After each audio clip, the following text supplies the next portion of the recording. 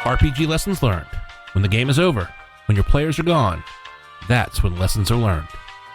We are at RPGLL Podcast on Twitter, Instagram, and Facebook, rpgllpodcast@gmail.com, and check us out online at rpglessonslearned.com. Hello, and welcome to RPG Lessons Learned, the show where you can learn from our mistakes. I'm your co-host, Tanner, and I'm here with Dusty, your main host. What's up, Dusty? Hey, Tanner. How's it going? Good. I am going to be interviewing you on this one mainly because this is an adventure I didn't play in. Well, I played in the round one of it, but you ran your Krampus Hex Christmas Extravaganza Mark II for a second party. You really got to make a better title for it than that. I don't know what to call this thing, right? I do need a better title. So, but you ran it for a group of strangers on basicfantasy.org forums, right? I guess the idea with this, correct me if I'm wrong, is that you're kind of just trying to get another round of feedback after we played it, right? It was partially that. It was partially I just wanted to run for strangers again. Like, it's just a thing that I wanted to do. And here it was the Christmas season. I had run this Christmas adventure for you like a few months before or the month before or whatever. So I had this adventure like ready to go for Christmas. I was able to post it in November to get players for, I think I ran this game on like Boxing Day or the day after. And I wanted to run it for strangers, man. It wasn't about playtest. It wasn't about any of that. It was about just giving something back to the BFRPG forums, kind of, but also just having fun playing that adventure twice. It has been so long since I've gone on the journey to try to find strangers to run a game for. What is that like in 2022, late 2022? So I've done it a couple times. This is my third time. I ran Dusk, my favorite adventure ever written by the guy from Penny Arcade. And I know Penny Arcade's problematic now, but I do love the adventure Dusk. And then I ran a Halloween game for strangers, and then I've run this Krampus game. So it's the third time I've run online for strangers. This time I did it differently. The first two times I posted to LFG, or Looking for Group, on Reddit. Mm-hmm. And this time I posted the game on the basicfantasy.org forums. It's a very collaborative, wonderful space. Chris Gonerman does a great job at community building and like warning people and blocking people if they spam. Like, he just does a good job like pruning and maintaining a really good community. And lots of people are contributing and making modules, and it's all free. Like, he puts the adventure out the system out at print cost. Wonderful community. I posted it there. I asked for PM responses, or private messages, I should say. I got 4 responses of people who were really eager to play, and 2 of them ghosted me. Wow. Ironically, yeah. What are their usernames? Say them. Put them on blast. I don't remember. Ironically, the 2 people who wrote me the longest replies about how excited they were the 2 who ghosted me. And the 2 guys who were like, sure, I'll play, are the 2 guys that showed up. Yeah, maybe there's something to be said about that kind of casual enthusiasm versus, hyping it up too much.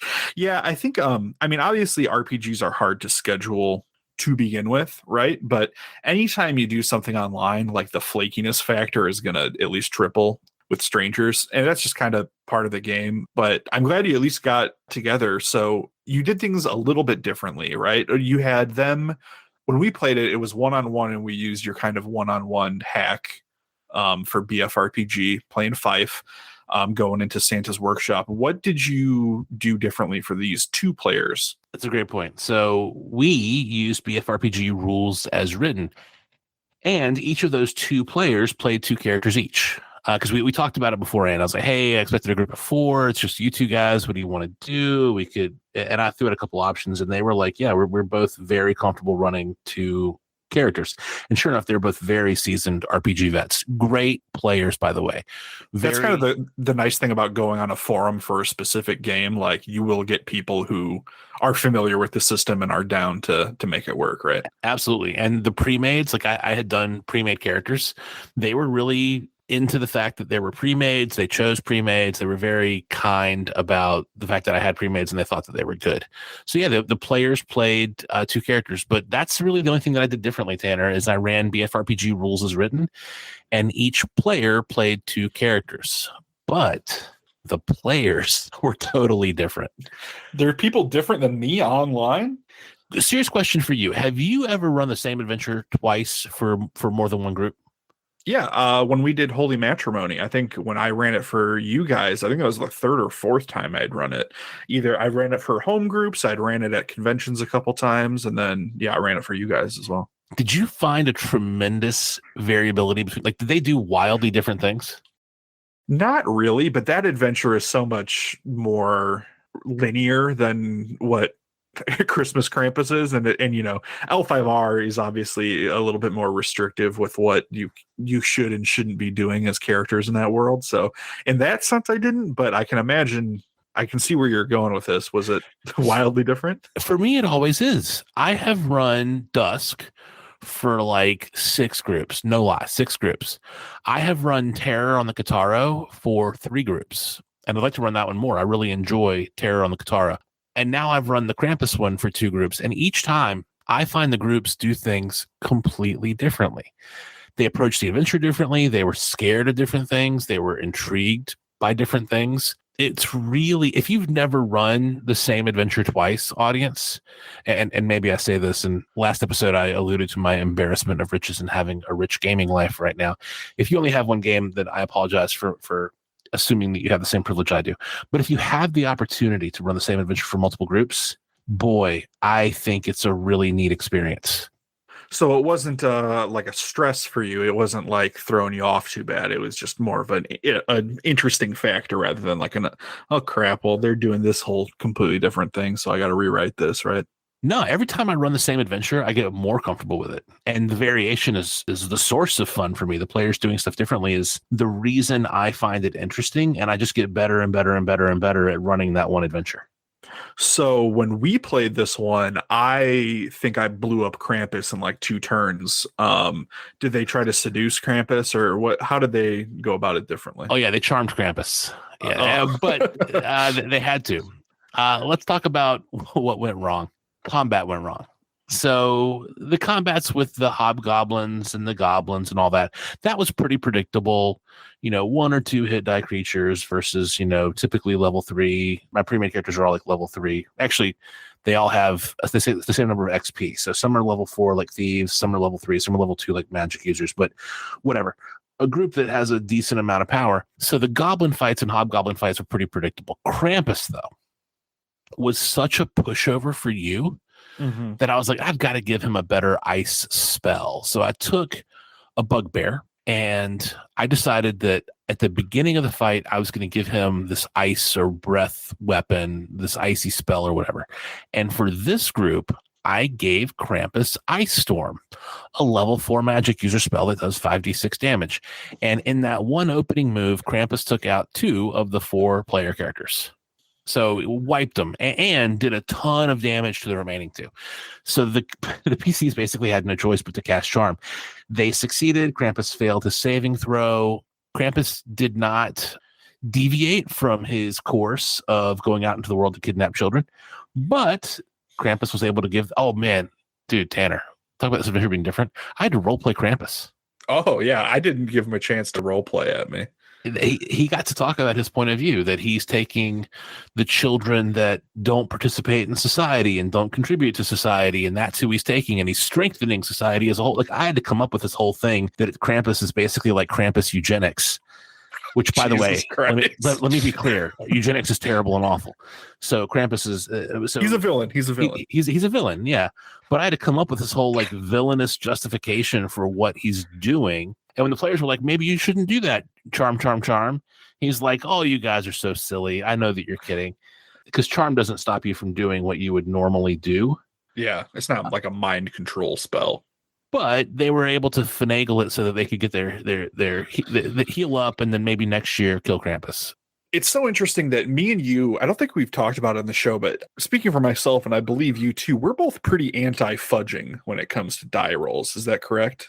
Yeah. And once I announced 5d6 and I rolled them openly and it did what it did, I felt like I could not be like, you know what, guys, let's redo that. Yeah. So by not fudging, you killed 2 player characters. Mm-hmm. And a lot of GMs would say, oh, well, that's a good enough reason to fudge, right? But suddenly the story became about charming Krampus and promising him next year that they'll get him back or whatever. Like, I don't know. People say there's just this terrible misconception about dungeon crawls and old school play that there's no role playing and everything is these rote procedures that are dull and stuff, but like it is the most dynamic kind of game you can have. Like I don't mean to be talking about my adventure, but like my adventure, Holy Matrimony, like as written, it has like two what ifs in it. Like if the players do this, this will probably happen. If the players do that, this will probably happen. Like that is so much less dynamic than what a dungeon crawl is. And Holy Matrimony is a very role playing focused adventure. I don't think like either one is better or worse, but it's just the fact that like I don't know where I'm going with this. I'm just glad you didn't fudge and you let this version of the story happen, right? I think that that's so much more interesting than, like you say, kind of pulling the punches or letting the player survive with 1 HP. Like it would do such a disservice to what the game is about. Dude, don't you be down on Holy Matrimony. I loved that adventure. Well, thank you. So combat and Krampus and so Ice Storm was way overpowered. Looking back, I should have given him a White Dragon's Breath weapon, which does 1d8 per hit die. Like that's how Dragon Breath works in BFRPG. If it's a 3 hit die dragon, it does 3d8. If it's a 10 hit die dragon, it does 10d8. I think it scales much more nicely. Yeah. And I think 3d8 for the Bugbear, because I think Bugbear's a 3 hit die, would have been a lot more survivable than 5d6. And it's still an area effect, right? So 3d8 like on 3 or 4 player characters is still pretty threatening. Yeah, and save versus Dragon Breath versus save versus spells, which I think is slightly favorable. Like, and honestly, maybe if I'm giving a Bugbear a stupid breath weapon anyway, maybe I just say, you know what, he has a 2 hit die breath weapon, even though he's a 3 hit die Bugbear, because Bugbears aren't supposed to have breath weapons. Right. Did you go back and edit the adventure since this and fix that? I did. Yeah, Krampus can now only do 2d8 and then save versus Dragon Breath for half. So I have very much revised this. So all the combat was not sort of to your specifications. So what went right with these guys? The role play. And playing this once before, like I felt like I knew the elves' state of mind. They're a little traumatized. I knew the goblins' state of mind. They had been sort of gentrified, unwillingly rescued, and forced to work against their will. So they were filled with resentment. Like I just felt like I had a much better handle on the characters the second time around. And the different inputs were fine because it kept things interesting for me. But all the role play, I think both my players really enjoyed the role play. They laughed at me for how the last combat went, but they were very generous players. They weren't like immediately like, you're a terrible GM. They were like, yeah, I'd maybe revise that. Yeah, I don't know. Players laughing at your table is not the worst result you could have, right? Like if everyone's laughing, it can't be all bad. And I think they enjoyed having a quick conversation with Krampus. Like I was able to think on my feet and make that happen. That's awesome. Yeah, I did not. I think I murdered him before he had any chance to. Well, he deserves it. Fife did what he had to do. So are you going to run for Strangers again? Yeah, absolutely. Absolutely, I am. I enjoy it. Sometimes they flake out, sometimes whatever. I'm not going to do it a lot. It's not my main source of gaming. You are my main source of gaming. Martin's game is the next main source. I've actually got a friend coming over with his daughter to play, have I told you this? The St. Patty's Adventure. Oh, yeah. You mentioned that, yeah. So the St. Patty's Adventure that we ran, that you encouraged me to write, well, guess what? St. Patty's Day is soon. So the day after St. Patrick's Day, 3/18, I will be, is that the day after? Whatever, it doesn't matter. I will be running the St. Patrick's Day Adventure on March 18th for a very good friend of mine and his daughter and my daughter. That's awesome. But Strangers, like there's a lot of pressure going in to like get a lot of stuff right because they have no reason to be kind. So I find it kind of an exhilarating challenge to run for Strangers. I imagine it's similar to a comedian like making that leap from just being funnier with your friends to open mic night. It's just higher pressure. So yeah, it's exhilarating. Yeah, that's awesome though. The feedback difference, like you said, because I think it's so easy to get kind of caught in your own ecosystem, like you said. Like I know how to be, I don't want to brag, but I know how to be pretty funny to my friends, and my friends know how to be pretty funny to me.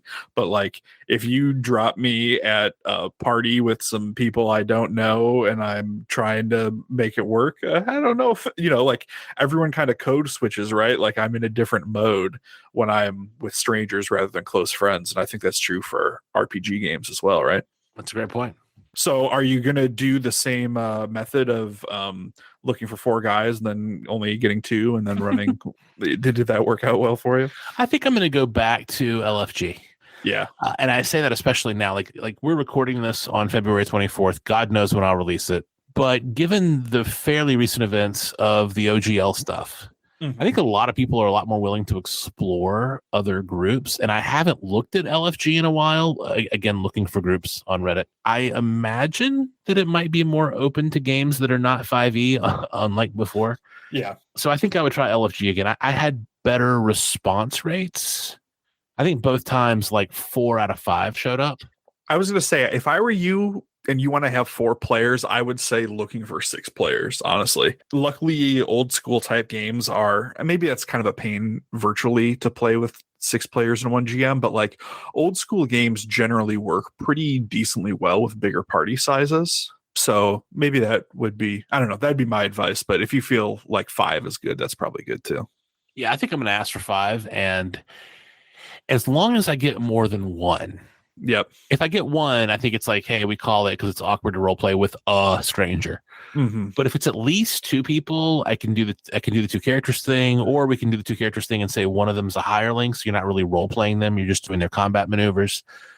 There's a lot of things you can do with 2 people. With 3 people, I can scale the adventure down. With 4 people, I can run it just fine. As long as I get more than 1 person, I can roll. And if God forbid I ask for 6 and 5 actually show up, I think it's too many for an online game. People are reluctant to talk.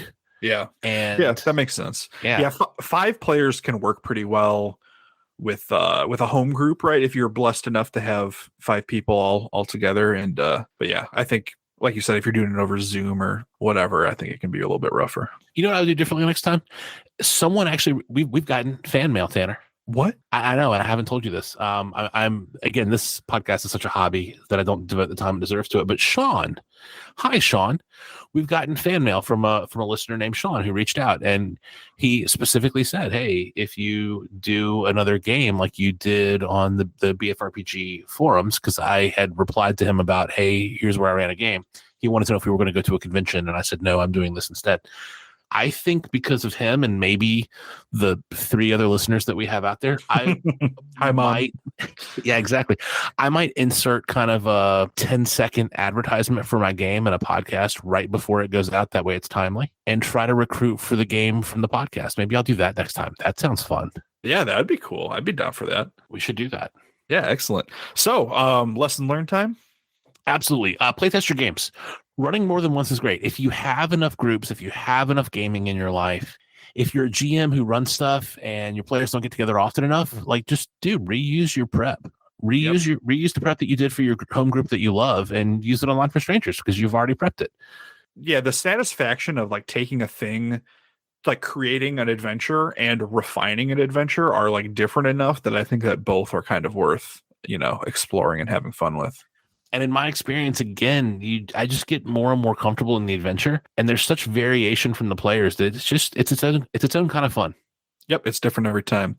Lesson learned number 2. We didn't kind of talk about this, but I want to bring it up now. Choose the right game for a pickup online game, right? You were soliciting a one-shot with strangers, and what you had was kind of perfect for that, right? You didn't have this huge story-based epic. You didn't have this super complicated thing full of house rules and stuff. Like, you chose the right type of adventure for the game you were hosting, right? Yeah, I wouldn't do a mystery. I wouldn't have a game that necessitates a Roland type character from our Veiled Society episode. I wouldn't do something that required a ton of crosstalk with the players because I'm like forcing strangers to talk to each other in a way that maybe they don't want to. But like a one-shot dungeon crawl that has a semi-interesting and engaging story that's seasonally appropriate, perfect. And lesson learned number 3, what do we got? Prep what you need to prep. I personally need mechanics prepped. And every GM's different, right? Just recognize what you're good at and what you're bad at. I can riff on role play. I can riff on making up the Krampus's motivation really quickly because I hadn't actually considered it before. And oh crap, now I have to. I can do that on the fly. I can think on my feet and do that. I'm terrible at coming up with how many damage dice would be appropriate in the moment. I'm terrible at like fudging the AC, like the mechanics. I'm just not good at fudging that in the moment. That feels very concrete to me, and I'm not allowed to mess with it, which I know is not true, but it's how it feels to me. So I'm not very flexible. So I should have done a better job thinking about the math and prepping the right Krampus monster. And if you are a person who needs to focus on mechanics, prep your mechanics. If you're a person who needs to focus on roleplay, prep your roleplay by coming up with a bulleted list of lines and character names and whatever. Prep what you need. Yeah, absolutely. I think it's interesting that we've kind of talked about this before, but I think you and I are kind of opposites like that. Like I feel very comfortable being like, I think this does 3d10 damage or whatever, but good ideas and character motivations I need to think about for a longer time. It's really interesting. But yeah, well, I'm glad you got to run it a second time. Hopefully, once Christmas time rolls around again, you'll be able to run it a third time, and I'm sure you'll have a completely different Krampus experience if you were to run it again. I think I will. All right, everybody, take care. People call them postmortems, evaluations, appraisals, reviews, retrospectives. We call them lessons learned, and we're sharing ours with you.